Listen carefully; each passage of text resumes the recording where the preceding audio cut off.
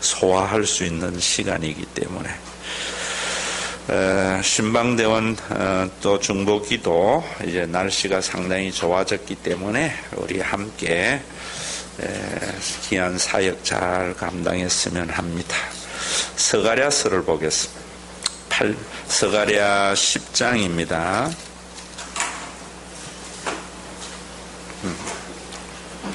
1320면 우리 교독을 하겠습니다.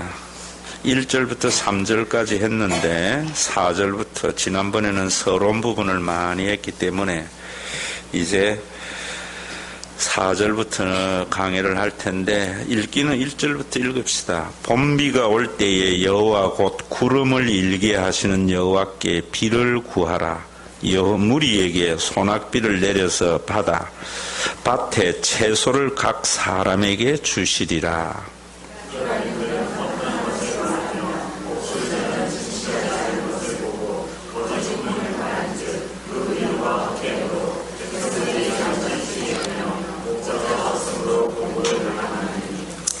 내가 목자들에게 노를 발하며 내가 염소들을 벌하리라. 만군의 여호와가 그 무리 곧 유다 족속들을 돌보아 그들을 전쟁의 준마와 같게 하리니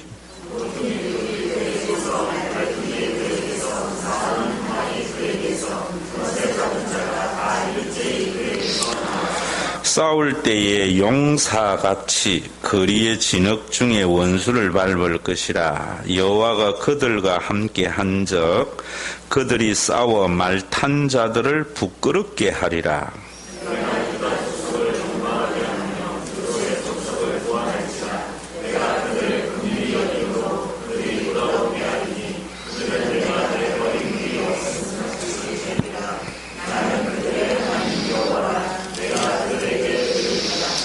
에브라임이 용사 같아서 포도주를 마신 같이 마음이 즐거울 것이요 그들의 자손은 보고 기뻐하며 여호와로 말미암아 마음에 즐거워하리라.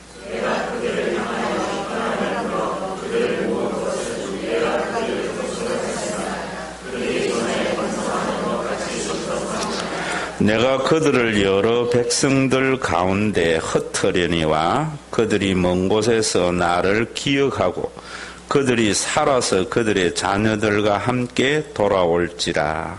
내가 그들의 흑담에서 돌아오게 하며 그들을 아수르에서부터 모으며 기르다 땅과 레바논으로 그들을 이끌어 다니니 그들이 거할 곳이 부족하리라. 내가 그들이 고난의 바다를 지날 때에 바다 물결을 치리니 나일의 깊은 곳이 다 마르겠고 아수르의 교만이 낮아지겠고 애굽의 규가 없어지리라. 내가 그들로 나 여호와를 의지하여 경고하려 하리니 그들이 내 이름으로 행하리라. 나 여호와의 말이라. 아멘. 지난주에 제가 여러분들에게 말씀을 드릴 때에 스가랴는 또 학계는 이스라엘 백성들이 바벨론 포로에서 돌아와서 성전을 건축하다가 중단했다가 16년 만에 다시 성전을 건축하는데 옛날에 솔로몬의 성전을 보았던 연세 드신 분들이 울었다 그랬죠. 너무나 초라해서. 그런 그들에게 지금 하시는 말씀이에요.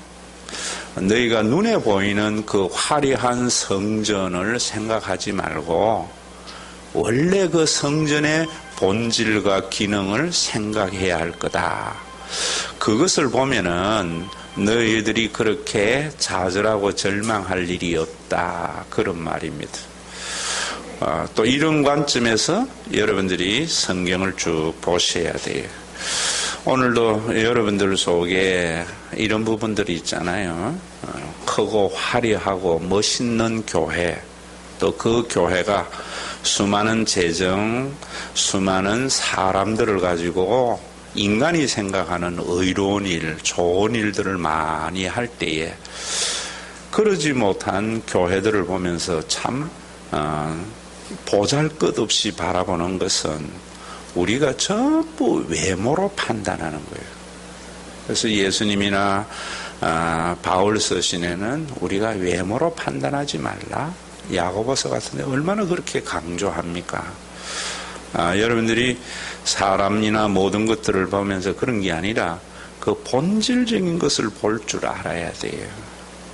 그래 되면은 정말 뭐 큰 목회하는 분들이 또 큰일 하는 사람들이 부러운 것이 아니고 지극히 작은 일들, 비가 새는 지하실에서 교인들 몇 명을 놔두고 그 교인들과 함께 예수 믿는 신앙을 끝까지 견지해가는 그런 모습을 보면서 참 대단하다라고 생각을 해야 돼요. 안 그러면 제국주의 사관으로 자꾸 보는 겁니다. 여러분들이 어떻게 자식을 아주 뭐 세상적인 말로 성공시킨 부모들을 보면서 대단하다. 정말 저는 잘못된 생각이라 생각해요. 네? 자식을 키우면서 뒷바라지를 하니까 얘 성적이 쑥쑥 올라. 잘 돼. 그거는 누구나 할 수 있는 거예요. 그런데 내가 그렇게 사랑하고 애를 쓰고 이래도 부모 말 안 들으면서 애미기는 그 자식을 죽을 때까지 한결같이 사랑하는 그 부모의 위대함이 저는 우리 사회를 지탱하는 거다. 이래봐요. 세상은 자녀 잘 키운 것을 우리가 칭송할지라도 교회 와서 예수 믿으면서 참 내가 그렇게 노력을 하고 또 부족해서 내가 큰 능력이 없어서 다른 사람들과 같이 팍팍 밀어주지 못하고 그래서 자녀가 뭔가 큰 내가 밀어주는 만큼 성과가 나오지도 않고 또 자녀가 내 말을 잘 듣지 않아도 자기가 가지고 있는 최선의 것을 자녀에게 쏟아붓는 그 부모의 위대함을 거듭나지 아니하고는 누가 찬양하겠어요? 저는 교회에서는 우리 이런 부분들이 있어야 된다고 생각해요. 교회에서 뭐 헌금 많이 하고 열심히 해서 크게 할 때에 모든 교인들이 아이고 우리 집사님 장로님 없으면 안 돼. 이런 사람들도 뭐 있어야 되겠지만 정말 교회에서 별로 가진 능력이 없고 힘이 없어서 그저 자기 자리만 지키는 사람, 한결같이 지키는 사람, 좀 열심히 하다가 남이 안 알아주고 무슨 소리 하면은 그냥 픽픽 쓰러져서 나 안 해 이러는 것이 아니고 알아주도 안 하고 자기 하는 일이 별로 성과도 나오지 않는데도 한결같이 그 자리에 앉아서 자기를 지키는 사람. 여러분 이런 사람의 가치를 거듭나게 되면 우리가 봐야 되겠죠. 스가랴를 보면서 우리가 이런 생각을 가지지 아니한다면 의미가 없어요. 그래서 여러분들이 이런 생각을 가지려면은 먼저 또 여러분들에게 말씀을 드리면은 모든 성경은 뭐로 봐야 되는가 하면은 예수 그리스도라는 프리즘을 통해서 성경을 봐야 돼요. 성경을 여러분들이 문자적으로 보면 안 돼요. 주일날 열왕기를 할 때에나 선지서를 할 때나 그 다음에 바울 서신이나 요한계시록을 볼 때에도 예수 그리스도의 그 사역을 통해서 그 성경을 해석해야 돼요. 이 스가랴에서도 여러분들에게 말씀을 하지만 스가랴가 지금 하는 이야기는 예수님이 이 땅에 오셔서 그리스도로서의 하신 사역 이전에 한 500년 전에 하는 말이거든요. 그렇기 때문에 예수님 안에서 이루어진 그리스도적 사건을 몰라요. 하나님의 계시로 그저 스가랴는 자기가 알고 있는 사실은 유대와 이스라엘과 구약의 모세오경을 통한 이스라엘의 역사 정도 안다고. 그래서 하나님이 주시는 그 계시의 말씀이 그 역사적 이스라엘의 사건을 통해서 설명을 할 수밖에 없다고. 그러다 보니까 완전하지 않다고요. 그래서 그 스가랴가 하나님의 그 계시, 하나님의 영이 하신 그 말씀을 이스라엘 백성들의 그 역사 속에서 자기가 인간은 자기 경험한 건 알잖아요. 그 역사에서 하신 그 말씀을 우리는 그들이 그렇게 이야기했던 그것이 예수 그리스도 안에서 이루어진 것을 알거든요. 그래서 우리는 구약의 선지자들보다 훨씬 더 계시가 더 명확하게 아는 자들이에요. 그래서 우리는 이 예수 그리스도를 통해서 스가랴가 이스라엘의 역사를 통해서 말했는데 이런 것들이 다 예수님에서 이렇게 이루어진 것이구나 라는 것을 알지 못하면은 문자주의에 빠질 수밖에 없고 잘못하면 그래 되면 유대교가 되어버린다고. 제가 보는 한국의 기독교에는 요 말이 굉장히 중요한 말이에요, 여러분들에게. 그저 여러분들이 목사님이 하시는 말씀만 듬뿍 먹는 것도 중요하지만은 제가 이런 매뉴얼적인 이야기를 하는 것은 여러분들이 이런 관점에서 성경을 자꾸 볼 줄 알아야 되는 거예요. 그래야 분별력이 생겨요. 안 그러면은 신천지나 큰 교회에서 무슨 이야기를 하면은 그게 진리인 줄 알고 따라간다고. 이 말씀 이해되겠죠? 자, 다시 정리해 드릴게요. 스가랴는 BC 520년에 활동했던 선지자예요. 예수님은 그 이후에 500년 후에 오셨어요. 그런데 그 이전까지는 뭐냐면 이스라엘이 BC 1440년부터 하나님의 구원을 받아서 오늘날까지 해왔어요. 그래서 그들의 역사에는 사사기의 역사가 있고, 그 다음에 사무엘 다윗 왕조 통일 왕국, 그 다음에 남북이 나뉘어져서 하나님을 섬기면서 쭉 살아온 역사가 있다고. 그들의 삶 속에 하나님의 나라가 이루어지고 이루어지지 못했던 여러 가지 경험들이 있다고요. 그래서 스가랴는 하나님의 계시의 영을 받아서 지금 이 시대에 올바른 성전을 짓고 올바른 예배를 드림으로 말미암아 하나님의 나라를 이루고 싶은 거예요. 그 하나님의 나라를 이루려고 할 때에 과거의 역사를 이렇게 쭉 보면서 우리가 이때는 우리가 우상숭배 하나님을 섬겨서 하나님의 나라를 맛보았기 때문에 이런 것이 이루어져야 된다라고 이야기를 하는 거예요. 그런데 그 모든 것들이 이루어지지를 않아요. 스가랴의 말씀이나 선지자의 말씀대로. 언제 이루어지는가 하면 예수 그리스도 안에서 이루어지는 거예요. 그래서 예전에 있는 선지자들의 말은 뭐냐 하면은 거울로 보는 것 같지만은 예수님 때문에 우리는 얼굴과 얼굴을 맞대는 실존을 우리에게 보여주셨거든요. 그래서 우리는 예수님을 통해서 이 모든 것들을 해석하고 이해를 해야 돼요. 지난주 여러분은 낮 설교에도 열왕기에서 우리가 보았던 말씀들의 내용이 여러분 나봇의 포도원 사건하고 그 다음에 미가야 선지자하고 400명의 선지자의 이야기잖아요.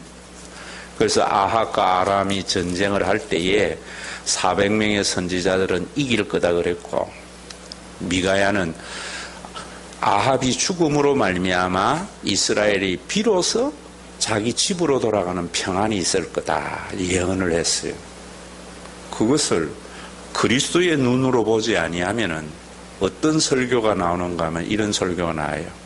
진짜 선지자는 하나님의 영이 하는 자는 예언이 맞다. 그래서 교인들 중에서도 어디에 가면 예언의 은사 받은 자, 투시의 은사 받은 자를 자에게 찾아가서 자기의 미래를 알고 싶어 하잖아요. 또 교인들 중에서도 그런 사람이 있어요. 아이고 우리 목사님이 참 뭔가 인기는 있는 것 같아. 어? 목사님이 무슨 말씀하면 그대로 이루어져. 전부 그런 시각으로 보는 거예요. 그리스도의 눈으로 보지 못하는 거예요. 하나님의 말씀을 일반 점쟁이 무당과 같이 생각을 해버리는 거예요.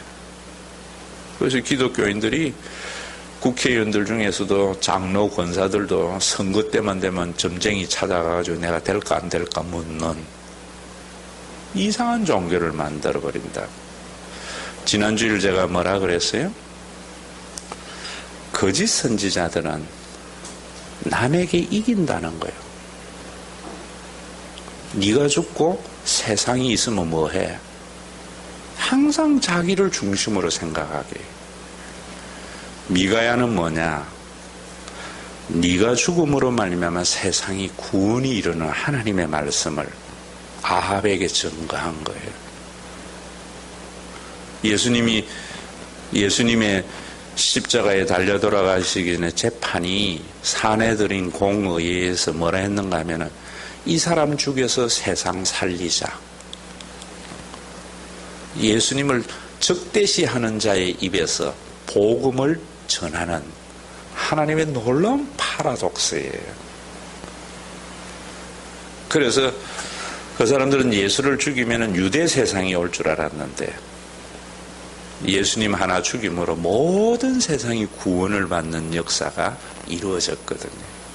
그래서 예수님도 뭐라 했는가 하면은 한 알의 밀알이 썩어 죽으면 많은 열매를 맺는다. 여러분들이 예수를 믿으면서 자꾸 자기가 강화되어지고 내 없으면 세상은 뭐 무슨 의미가 있어? 이런 생각은 사탄이 우리에게 주는 말이에요. 그래서 정치인들은 그러잖아요. 자기네들이 선거에서 안 이기면은 어떤 것도 의미가 없다고 생각하거든요. 지금도 뭐 내가 보면은 뭐 문재인 정부가 100% 잘하는 건 아니겠죠. 51% 잘하겠죠.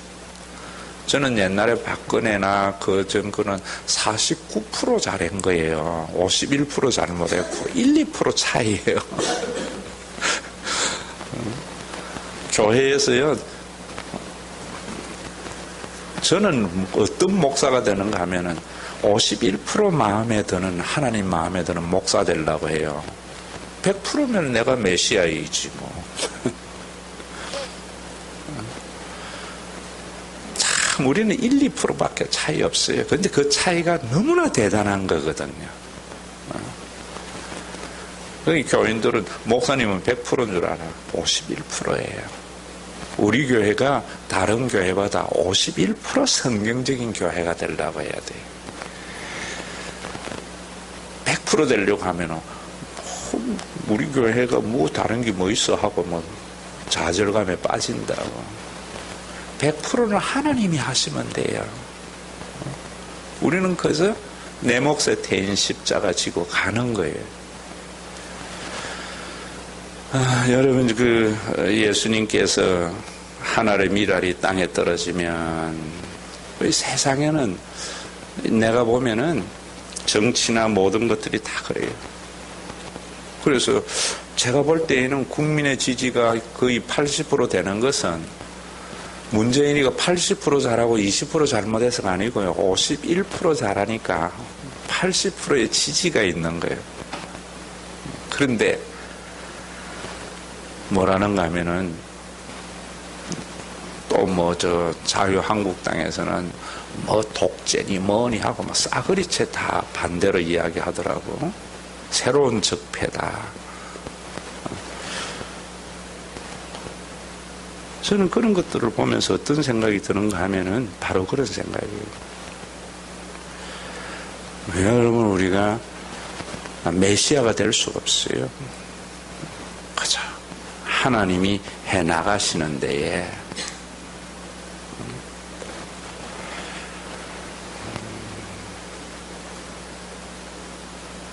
오늘도 여러분들이 세상은 그런데 참 이상한 데가 한 군데 있어요. 동창회나 나라나 우리 많은 모임들이 있잖아요. 그 모든 모임들하고 구별되는 데가 어디냐면 가족이잖아요. 가정은 여러분 생각해 보세요. 모든 모임하고 반대예요. 최소한도로 부모나 아니면은 철든 자식은 지가 죽어도 우리 집이 살아나면 된다고 생각해요. 그래서 어떤 제국도 역사에서 다 무너졌지만은 가족의 제도는 창세 이후에 지금까지 존재하는 거예요. 그 존재하는 게 뭐냐? 피 속에. 왜냐면 피는 그런 것 같아요. 가족은요, 죽어도 더 주고 싶은 게 가족이에요. 그런 혈연의 관계가 혈연을 넘어서 모든 사람에게 적용되어진다면 이 세상에 구원과 정의가 안 나타나겠어요? 그러면 우리 모두가 예수 믿는 사람은 다 그래야 된다라고 생각을 하면은 혈연만 생각하지 말고 모든 사람을 그래야 된다고 생각하면은 원리주의자가 되는 거예요. 저는 이제 쭉 살아보면서 성경을 볼 때에 시점은 좀 다르겠지만은 여러분들의 자녀가 대학을 들어가고 어쩌면은 취직할 때까지는 가족 중심이 돼야 된다고 생각해요. 모든 게. 그건 내 몫의 태인 십자가잖아요. 그런데 대학을 졸업하거나 그 다음에 취직을 하고 나면은 이제는 가족을 생각했던 것에서 떠나서 가족은 일이 되고 세상에 있는 모든 사람들에게 구가 되어야 된다고 생각해요. 이 전환이 일어나야 돼요. 그래 되면은 부부간에 싸울 일도 없습니다. 자녀에게 서운한 마음 들 것도 없어요. 자녀 때문에 자기 노후 망치는 일도 일어나지 않아요.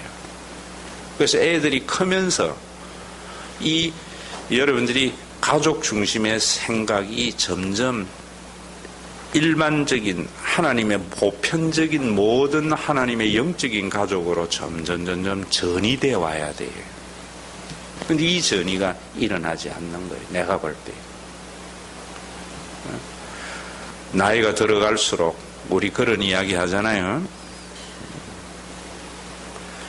나이가 들어가면 외로워진대. 왜 외로워지는가? 남자들은 돈이 있는 놈은 성질이 더러워서 절대로 친구 못하겠대. 성질이 좋은 놈은 돈이 없어서 친구 하려고 해도 좀 부담스럽대. 돈도 있고 성질도 좋은 놈은 몸이 아파서 못 만난대. 그래서 외로워진대요. 그러다 보니까 사회적인 관계가 자꾸 적어지니까 어디에 집착하게 돼요? 가족에 집착하게 된다. 이게 거꾸로 돼야 되는데 젊은 시절에는 가족을 중심으로 해서 나이가 들어갈수록 자꾸 가족에서 탈피해 놔야 되는데 자꾸 이제 그러니까 집안 쪽으로 관심이 되니까 서운한 마음만 자꾸 커져서 여러 가지 갈등이 생기는 거죠. 그게 거꾸로 돼야 될 겁니다. 그래서 여러분들이 애들 다 키우고 나면은 그 다음에는 저는 여러분들에게 이야기하잖아요. 그 다음에는 교회를 먼저 교회의 여러 교인들을 보살필 줄 아는 그런 마음이 있어야 돼요. 아직 어릴 때에는요, 교회보다는 가족, 애들 생각하세요. 애들 크고 나면 이제 그때부터 교인들을 섬기면서 가족을 섬겼던 것보다 더 교인들을 섬기는 그런 모습들이 있어야 된다고.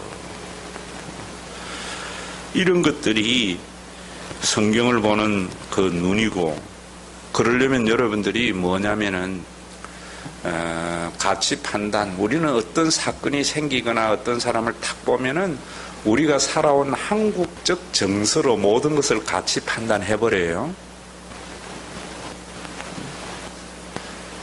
그런데 말씀 듣고 기도하면서 내가 한국 사람으로서의 정서와 가치 판단이 아니고 거듭난 하나님의 백성으로 가치 판단하고 선택하며 가야 돼요. 그래서 어떤 일이 딱 일어났을 때 내가 지금 여러 가지 해석이 일어나잖아요. 팩트는 하나인데 그 해석이 내가 한국 사람의 정서로 같이 판단하는가, 예수의 눈으로 하는가, 하나님의 눈으로 하는가. 여러분들이 10번 중에 한 6번은 이제는 하나님 눈으로 모든 것을 볼 줄 알아야 돼요. 또 사람을 판단할 때에도 앞에 이야기한 거 그대로 해드릴게요. 사람을 판단할 때에도 여러분들이 다 봤을 때에 자녀가 서울대학 가서 뭐 크게 되면 부러워요? 안 부러워요? 부럽지. 한국 사람들 누구나 다. 목사도 부럽지. 인간의 목사는. 부러운데 이제 성경은 뭐예요? 하늘의 밀알이 죽어서 많은 열매를 맺는데 참 자기 자리 지키면서 있는 이런 사람들을 무시하고 저런 걸 부러워하는 내 자신의 생각이 점점 작아져야 되겠죠. 예수를 믿는 횟수가 많아질수록. 이 말 이해되세요? 이게 성화예요. 이것이 여러분들이 예배를 드리는 목적이라고. 스가랴서에서 지금 그런 부분에 대한 변화가 없으면 안 돼요. 누가 교회에서 무슨 어떤 사람에 대한 평가나 어떤 사건에 대해서 딱 말하는 거 보면은 그 사람은 청상 한국 사람, 한국 교인으로서의 말을 하더라고, 처음에는. 나도 그래요. 그러다가 이제 기도하고 말씀을 생각하면 자꾸 이제 한국 사람은 없어지고 예수님의 눈으로 그걸 보기를 시작해요. 하나님의 눈으로 보기를 시작해요. 그런데 이 변화는 없이 그저 한국 사람 자기가 가지고 있는 통념으로 다른 사람이 막 주장해서 교회가 그 사람의 시각과 그 사람의 말로 시끄럽게 되는 것. 여러분들이 성숙되면은 시끄럽게 되지 않지요. 혼자 떠들다 말겠죠. 우리 교회 같은 경우는 저는 뭐 말들 많지만은 떠들다가 사라지는 이유는 여러분들이 그만큼 성숙된 거예요. 어떤 교회는 그런 주장 강한 사람의 말이 막 눈덩이 같이 일어나서 교회를 막 어지럽히는데 우리 교회는 그런 부분에서는 상당히 건강한 교회다. 저는 그래 봐요. 오늘 이 스가랴의 말씀들이 이런 관점에서 이제 4절부터 봅시다. 모퉁이 돌이 그에게서 말뚝이 그에게서 싸우는 활이 그에게서 권세 잡은 자가 다 일제히 그에게서 나온다. 여기 보면은 모퉁이 돌, 말뚝, 싸우는 활, 권세 잡은 자, 이 모든 것들이, 자, 저를 보세요. 이스라엘의 역사 속에서 하나님이 메시아를 보내어주면 그는 건축자의 모퉁이가 되고 또 어떤 집의 말뚝과 같이 기둥이 되어지고 그 다음에 이방인과 싸울 때 싸우는 활이 되고 그가 권세 잡은 자가 된다라는 이야기들이 역사에서 쭉 간 거예요. 그러면 이 말씀이 우리는 스가랴가 말하는 이 말씀, 유대사에 있었던 이 말씀이 다 누구를 지칭하는 거예요? 예수님을 지칭하는 걸 하는 거예요. 그래서 우리는 이걸 보면서 이제는 모퉁이들, 말뚝, 싸우는 활, 권세 잡은 자 그에게서 나온다. 하나님에게서 나온다. 바로 예수님이 그이다라는 거예요. 싸울 때 용사같이 거리의 진액 중에 원수를 밟을 것이고 여호와가 그들과 함께 앉아 그들이 싸워 말탄 자들을 부끄럽게 하리라. 자, 예수님이 원수를 밟고 싸워 말탄 자들을 부끄럽게 한다. 정복해 간다. 저를 보세요. 그래서 예수님을 하나의 정복자로서 가장 힘 있는 자로서 세상을 정복해 간다고 보면은 기독교는 제국주의가 되는 거예요. 그래서 하나님이 알라 신하고 싸워서 이긴다. 알라 신이 없는데 무슨 알라 신하고 싸워요. 불교 석가모니와 싸워서 이긴다. 석가모니라는 존재가 인물이지 신이 아니라 말이야. 우리는 다른 데를 정복해 가서 기독교 세력을 확장하는 그런 선교에 너무 익숙해가 있는 거예요. 이게 언제 생겼는가 하면은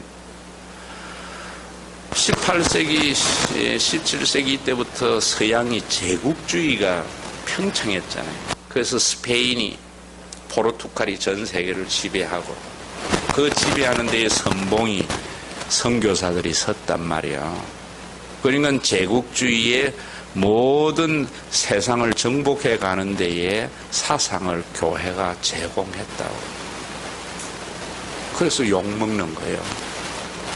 그러면 예수님이 원수 사탄을 싸워서 이긴 것이 뭐냐?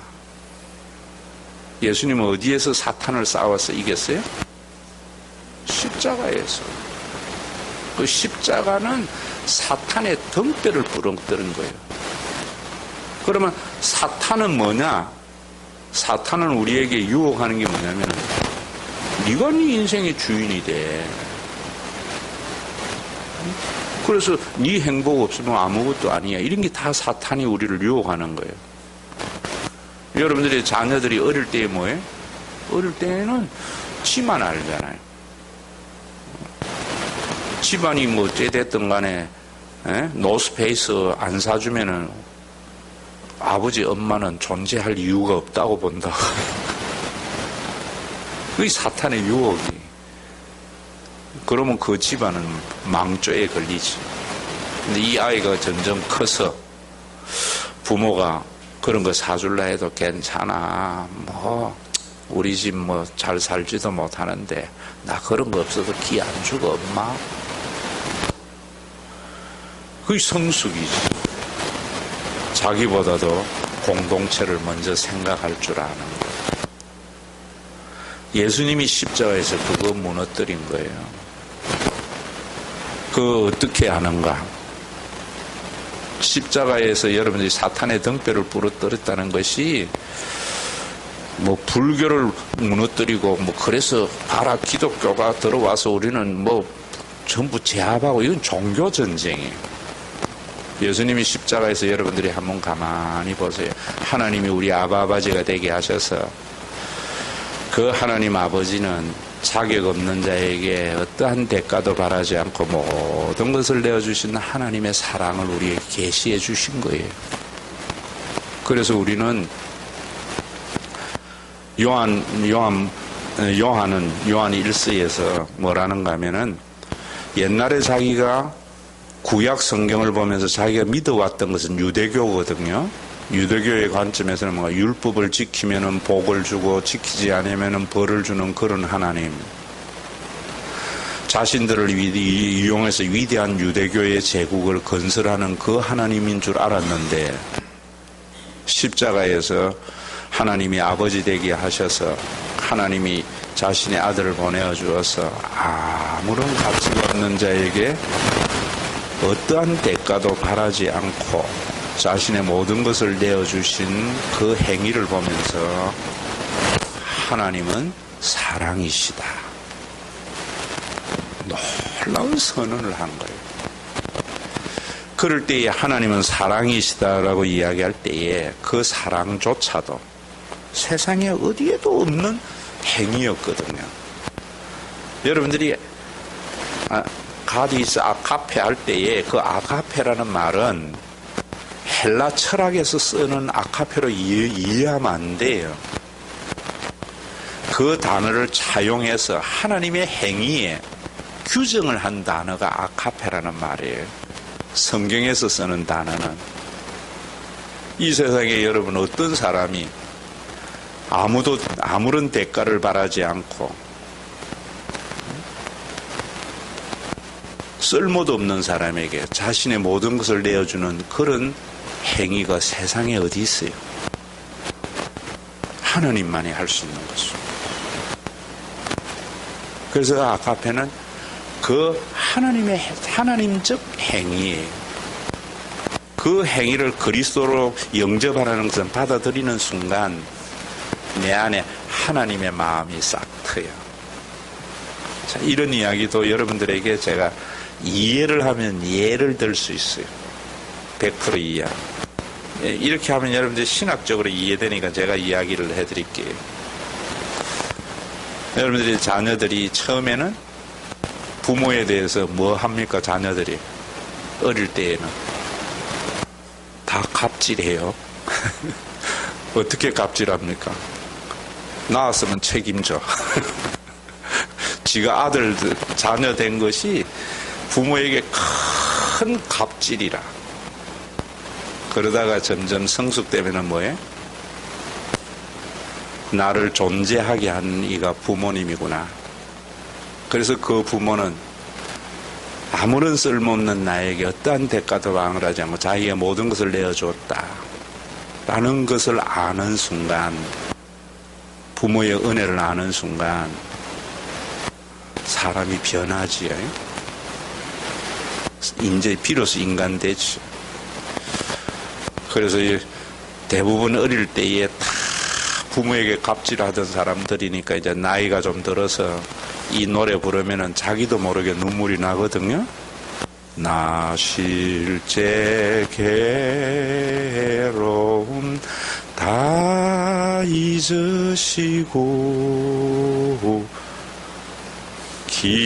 기르실 제 밤낮으로 애쓰는 마음. 저는 엄마들이 해산의 고통은 하나님이 왜 줬는가 하면은 자녀들이 엄마의 은혜를 알도록. 그래서 딸들이 가서 해산할 때에 비로소 내가 이 세상에 존재하게 될 때에 우리 엄마가 얼마나 고통스럽게 존재했는가.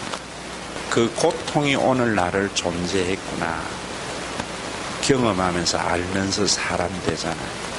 그게 십자가의 은혜에 의해서 우리가 받는 거예요. 안 그러면 전부 자기의 자기 주장이 돼버린다. 인간이 만드신 인간을 만든 하나님에도 제가 써놨잖아요. 하나님이 우리를 창조하셨다. 진화론이 아니다. 그 싸움하라고 그만하는 거 아니에요. 여러분들이 하나님이 나를 창조하셨다. 인간은 진화된 것이 아니다. 전부 헬라 철학, 스콜라 철학의 접근이 우리나라 스쿨, 어원이 스쿨 전부 정보만 지식만 가득 차요. 히브리적으로 교육받게 해야 돼. 하나님이 나를 창조하셨다. 진화된 것이 아니다. 이 논쟁은 아무런 쓸모가 없어요.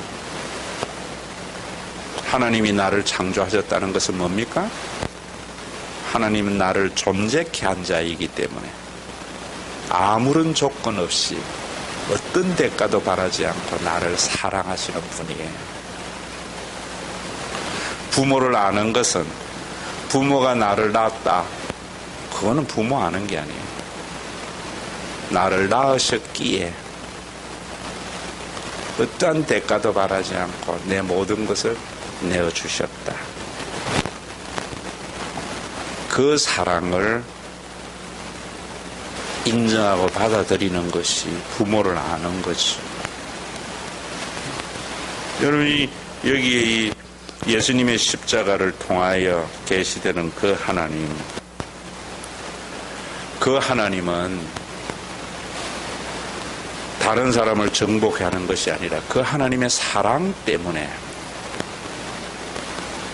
모든 사람을 사랑의 무장으로서 정복해 가는 것. 그걸 우리가 3절에서 뭐라 그랬어요, 제가?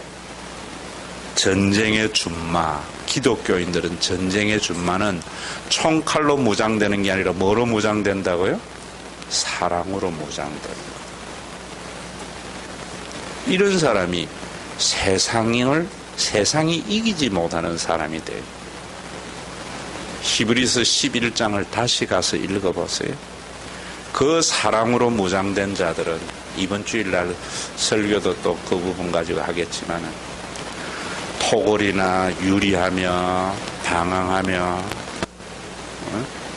그래도 끝까지 자기의 그 입장을 견지해 가는 사람이 세상이 감당하지 못할 사람이었어요.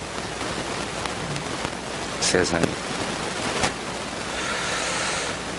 싸워서 말탄 자들은 뭡니까? 정복자예요.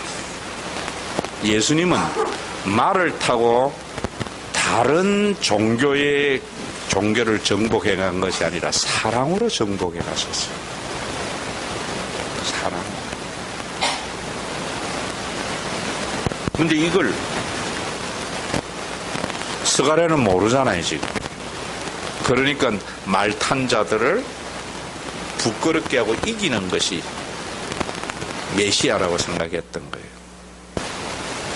내가 유다 족속을 견고하게 하며 요셉 족속을 구원하리라.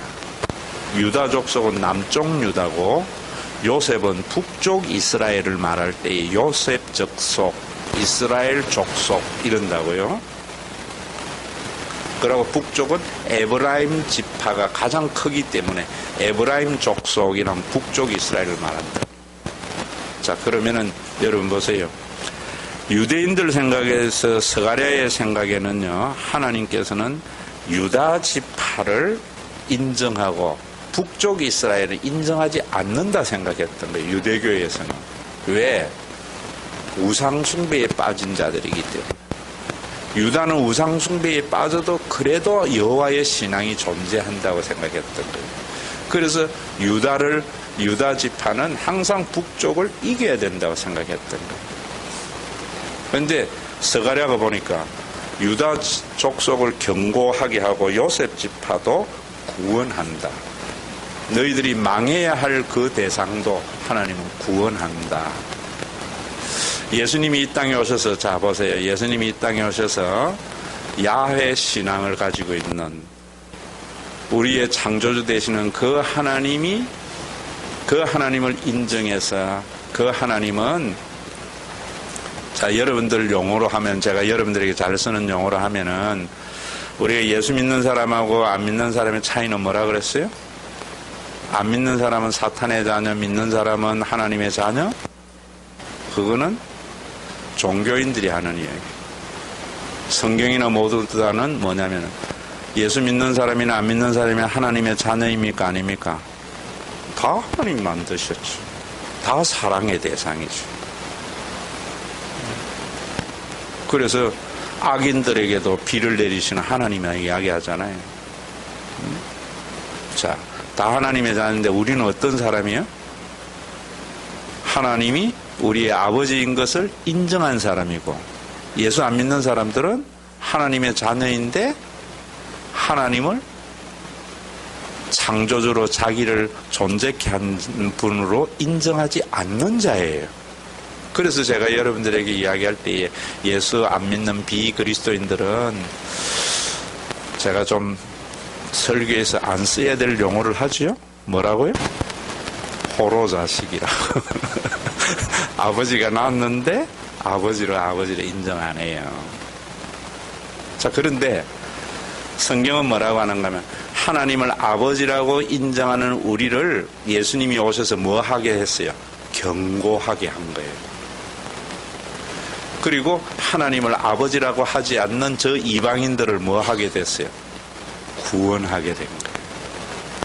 그런데 스가랴가 볼 때에는 유다 지파와 에브라임 지파 정도로밖에 이해할 수 없었던 거예요. 그런데 우리는 이 유다 지파를 견고히 한 것은 하나님을 아버지라고 신앙을 가지고 있는 자들의 삶을 견고하게 하시고, 하나님을 아버지라고 여기지 않는 저 우상숭배자들의 그 요셉 지파를 하나님은 구원하셨어요. 그래서 초대교회가 만들어지셨어요. 그럼 우리 생각이 달라져야 되겠죠. 전도가 달라져야 되겠죠. 이제는 다른 종교나 기독교의 세력을 확장해서 기독교의 세계를 꿈꾸는 것이 아니라 하나님을 아버지라 인정하지 않는 그들에게 어떻게 하는 거라고요? 하나님이 너를 얼마나 사랑하는 줄 아느냐. 지금도 하나님은 네가 돌아오도록 천년을 하루같이 하루를 천년같이 기다린다.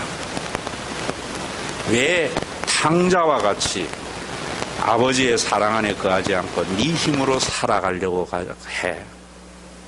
네가 가지고 있는 제한된 자원을 가지고 네 인생을 살려고 해. 하나님의 무한한 자원에 기대어서 살아감으로 말미암아. 자, 이 말도 여러분 잘 이해하세요? 인간은 자기의 제한된 자원의 능력을 알잖아요. 그래서 많은 것을 소유하려고 하고 남의 것을 어쨌든 간에 많이 소유해야 내 자원이 풍부해서 내 삶이 견고해진다고 생각하는 것이 사탄이 인간에게 주신 마음이에요. 그래서 모든 사람은 만인을 생존의 경쟁의 대상으로 삼아요. 그런데 하나님의 자녀들은 어떻는가? 내 자원을 의지하며 살려고 하지 않아요. 하나님의 무한한 자원을 기대어 살려고 해요. 그러니까 이제 다른 사람을 경쟁의 대상이 아니라 사랑과 섬김의 대상으로 삼아요. 대단히 죄송한 이야기인데 여러분 잘 들어보세요. 미국에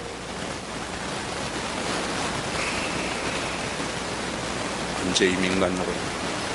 80년 이민 갔다가 이렇게 온 친구 이래 지금도 살지만 왔다 또 들어갔어요. 처음에 미국에 가서 자기가 깜짝 놀랐대요. 놀란 이유는 전부 미국 사람들은 제임스 딘 같이 뭐 이렇게 술잔 가지고 아버지 보고 막 대들고 이러는 줄 알았는데 미국의 중산층의 자녀들 산호세 살았는데 이 친구가 공원에서 고등학생들이 데모를 하는데 연세가 좀 지긋한 분이 지나가면서 이 시로운 공원에 너희가 데모해서 되겠나 하니까 아이들이 죄송합니다. 우리가 그 생각을 못했습니다. 하고 다 옮기더래요. 자, 여러분들의 자녀들에게 제가 하고 싶은 이야기는요. 우리 한국에도요. 좀 가난한 자 이런 부분들을 여러분들이 이해를 잘해야 돼요.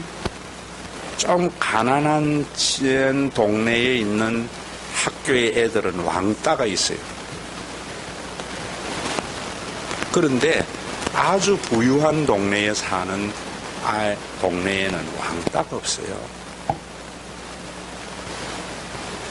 무슨 말이냐? 부모가 부유한 사람들은 그 경제적인 부유가 아니라 마음이 부유한 자들은 친구를 이기려고 안 해요. 자, 여러분, 제가 이 경제적인 논리가 아니에요. 물론 경제적으로도 부유하면은 자녀들에게 그렇게 이기려고 아둥바둥 안 하는 사람이 경제적으로 부유한 사람이에요. 아무리 돈이 많이 가지고 있어도 늘 남에게 빼앗고 이기려고 하는 사람은 가난한 사람이에요. 제가 볼 때. 그래서 후자의 마음을 가지고 있는 아이들은요, 굉장히 너그러워요. 우리 집안 이야기에서 죄송하지만은, 우리 영실이는 참, 내가 부목사 때부터 이제 초등학교 이렇게 컸기 때문에 굉장히 경제적으로는 혜택을 못 받는 대리는 뭐 완전히 풍족한 가운데 살았거든요. 굉장히 여유가 있어요. 너그러워. 자, 여러분들이 하나님이 무한한 하나님의 그 사랑과 부유함을 알게 될 때에 참 너그러워져요. 그 그 하나님이 날마다 싸워서 이기고 맨날 돈 때문에 뭐하고 남 이겨야 살아남는다고 하는 그 하나님을 믿으면은 다른 사람에 대해서 굉장히 좁아지고 왕따시켜서라도 하려고 하고 이래야 된다. 우리 한국의 기독교가 후자입니까? 전자입니까? 후자가 많은 것 같아요. 후자가.